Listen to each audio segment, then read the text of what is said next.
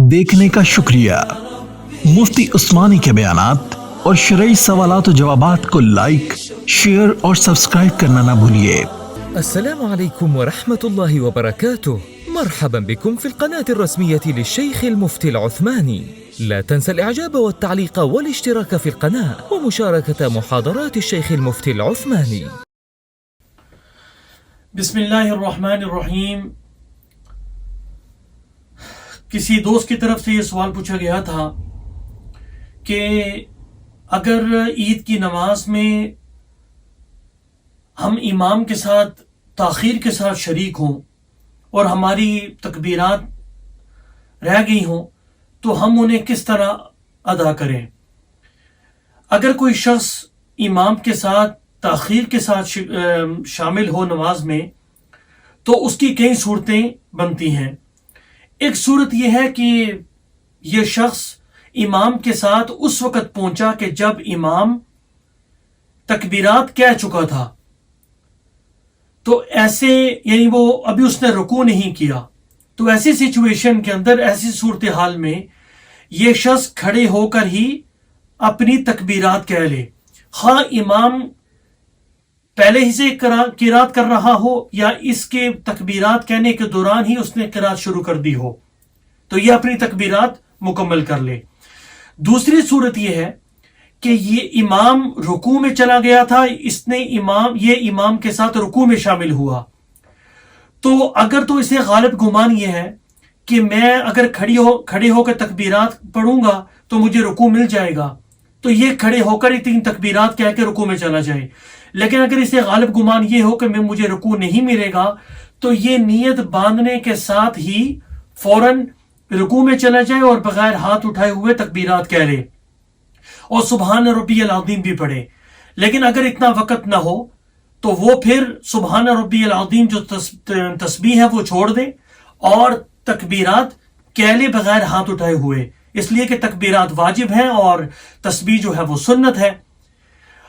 अगर ये तकबीरात रुकू में कह ही रहा था कि इमाम ने सर उठा लिया रुकू से, तो ये इमाम की तबा में अपने उन तकबीरात को छोड़ दे और इमाम के साथ खड़ा हो जाए, बाकी तकबीरात जो है वो माफ है। तीसरी एक और ये सूरत बनती है कि ये इमाम के साथ उस वक़्त शामिल हुआ कि जब इमाम रुकू से सर उठा चुका था। अब चूंकि इसकी रकत मिस हो चुकी है, इसकी रकत जो है वो छूट गई, तो अब ये जो है ये रकत मुकम्मल करेगा। जब इमाम अपनी नमाज मुकम्मल करेगा तो ये अपनी एक रकत मुकम्मल करेगा, और उसकी सूरत ये है कि जब इमाम सलाम फेरेगा तो ये खड़ा होगा और ये खड़े होकर सरा पढ़ेगा, औज़ु बिल्लाह बिस्मिल्लाह पढ़ेगा, उसके बाद सूरह फातिहा पढ़ेगा और सूरत मिलाएगा, और सूरत के बाद रुकू से पहले ये 3 तकबीरात कहेगा। इस तरह कहे कि तीनों हाथ उठाए कानों तक, तीनों तकबीरात कहते हुए, और दरमियान में जो है वो सुबहान रब्बियल अज़ीम 3 दफा सुबहान रब्बियल अज़ीम कहने की मिकदार, ये अपने कहने की मिकदार जो है वो वक्फा करे, और रुकू से पहले 3 तकबीरात को ये कहे, और तीनों तकबीरात जब कहेगा तो अपने हाथों को कानों तक ले जाए, अल्लाहु अकबर अल्लाहु अकबर अल्लाहु अकबर, तीनों तकबीरात पर हाथ छोड़ना है, और चौथी तकबीर बगैर हाथ उठाए हुए ये रुकू में चला जाएगा और बाकी नमाज मुकम्मल करेगा।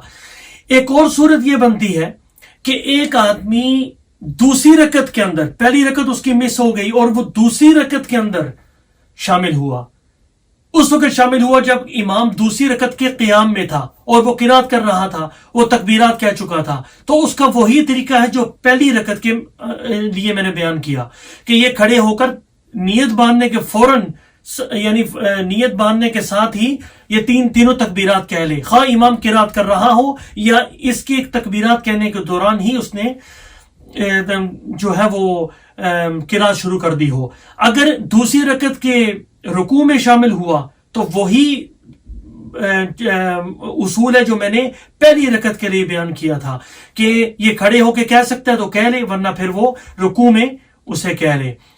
ایک اور اس سے صورت یہ بنتی ہے کہ امام نے دوسری رکعت سے سر اٹھا لیا تھا، یعنی رکوع سے سر اٹھا لیا تھا، دوسری رکعت مکمل ہو گئی تھی.